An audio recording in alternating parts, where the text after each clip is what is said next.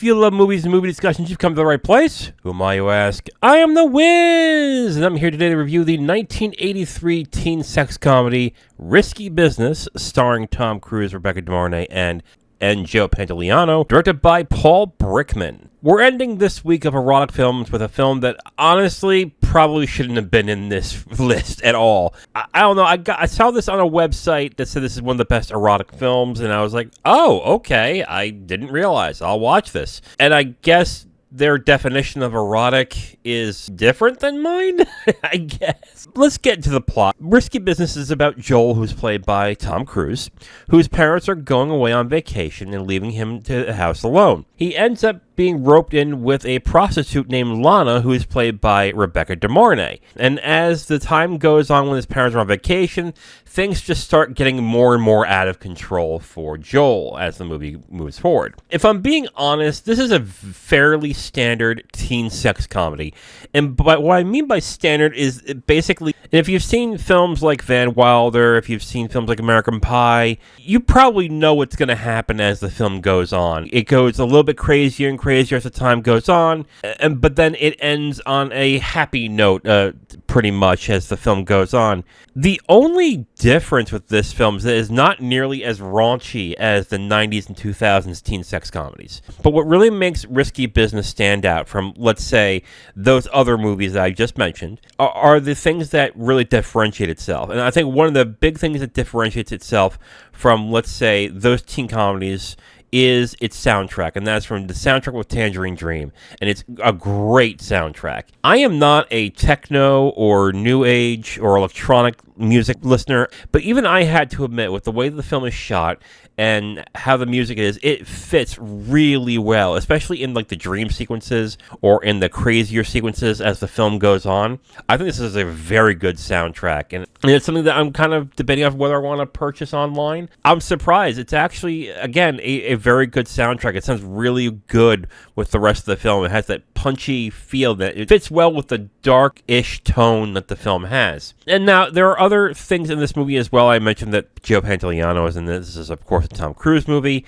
But I will also say I think the best performance of the film is actually Rebecca De Mornay as Lana in this movie. Tom Cruise's character is kind of boring, but it's kind of by design. Pantoliano plays a pimp who is, not very nice, as pimps as you would do in that sense. But I really liked Lana in this film. I like how De Mornay plays her. It's that dichotomy of an innocent girl next door looking face with this business-savvy, streetwise person, kind of like a hustler of sorts, that I think fits really well, and I think De Mornay really owned that character, and I thought was really good as that character as well.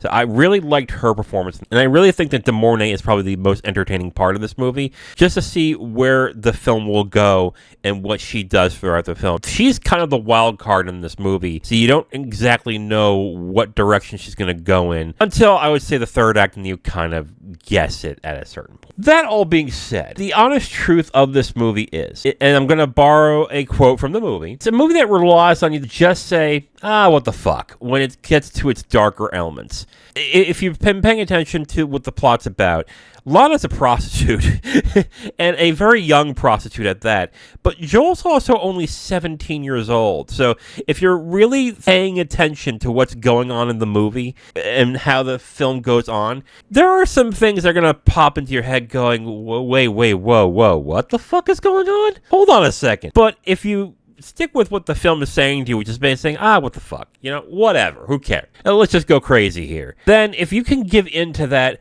it is an enjoyable film. I'm usually not like that. I usually look at the film and the themes and go, whoa, hold up. Hold on a second now. But I've got to admit, I enjoyed it. I thought it was fun. It shouldn't be really taken seriously.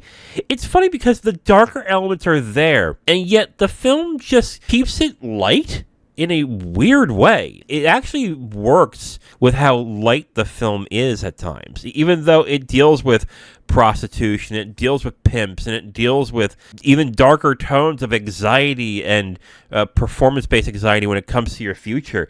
It has some deeper themes in there, but the film kind of shoots itself in the foot by being a much more meaningful film like that by just saying, who the fuck cares? But that might be okay to you, because if you just want to have fun, this is a fun movie. So yeah, if you are looking to have fun even despite its darker elements, you might be able to just by the way that the film treats everything. Okay, so let's get to the footnotes for Risky Business. My first footnote is, I guess a number of movies ripped this off. That was the thing that I was kind of surprised by. I was kind of stunned by how a lot of movies have either cribbed elements of this movie or plain ripped it off. First movie it reminded me of was Ferris Bueller's Day Off from 3 years later.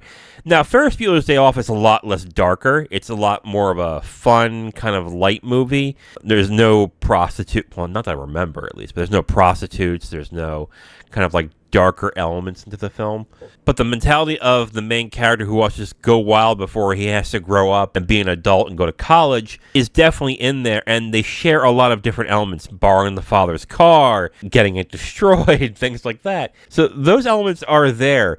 But I think what I'm really surprised by is that there was a film in the 2000s called The Girl Next Door. It had Elijah Cuthbert, Emile Hirsch, and I believe Paul Dano is in the movie as well. I think that movie is a direct ripoff of Risky Business. And I mean direct. They change one or two elements. Like, for example, the female character is not a prostitute. She's a porn star.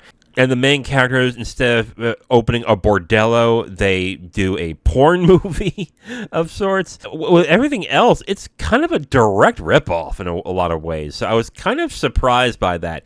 And my mentality afterwards is like, I guess the one take I can give is that Risky Business was such a important movie for this genre, the teen sex dramas, or teen sex comedies, I should say, that a lot of different movies just cribbed off this. And yeah, okay, I can get that, but I was actually a little surprised by how liberally these movies actually did this. Like, if you watch this movie and then you look back at even, like, let's say Road Trip, all the American Pie movies, there are others I'm not even thinking about because, like, I haven't seen them in a long time, but you'll notice that this movie probably started that entire genre off. I think Porky's is really the first one that did it, but Porky's, I've heard, I haven't seen it, but I've heard Porky's is so out there that to constantly do those themes would be really hard. Whereas I think with Risky Business, there's more acceptable, in quotations, things in here that can be cribbed very liberally. So I think Risky Business is probably important for that genre. And my second footnote, Brosnan Pinchot doesn't always sound like Cousin Balky. Everything I knew was a lie. Everything I knew was a lie. All right, so overall, I am going to recommend Risky Business, but I'm also going to say this. For a film that is considered an all-time classic, I'm kind of surprised by how pedestrian it is. I guess it's a film like Animal House that we reviewed last year, where this is where it started everything off. This movie started this type of movie to be constantly reiterated. For that point, I can see that. But take that away, and it's an okay movie. It's an enjoyable movie for when I was watching it. I'll put it this way.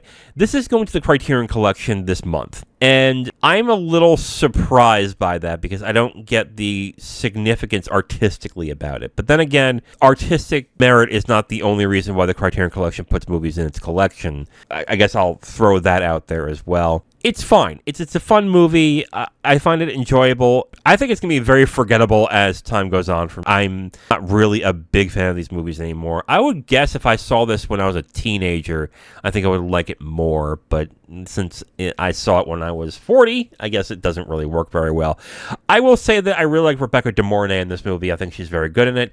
And the soundtrack by Tangerine Dream is also really good. I'm still considering if I'm going to buy that soundtrack or not. But overall, I am going to recommend Risky Business. It's a fine enough movie. It's just not exactly the classic that I keep hearing it is. Overall, it's still enjoyable. Now, if you want my full review on this movie, you can go to my website at iamthewiz.com. You'll have my full written review right on the site, along with a link to the video that has this review that you've just listened to. All right, so for next week, we're going to be reviewing a bunch of films for the Criterion Collection. This is for the 50% off Barnes & Noble sale that's going on, so I thought I'd review some more of those from the collection. Tuesday, we're going to be doing Double Indemnity, directed by Billy Wilder. Thursday, me and Zero are going to do Picnic at Hanging Rock, directed by Peter Weir. And Saturday, I'm going to watch a movie that just got into the collection this year that I have been interested in seeing, and that's Farewell, My Concubine, directed by Chen Kage.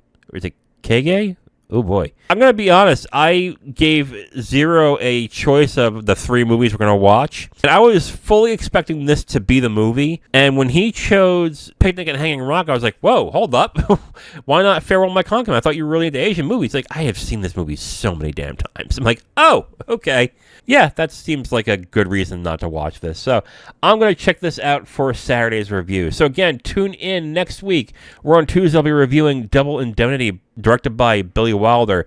Thursday with Zero, Picnic at Hanging Rock, directed by Peter Weir. And Saturday, Farewell, My Concubine, directed by Chen Kage. I am The Wiz, and I'll talk to you next time. Bye.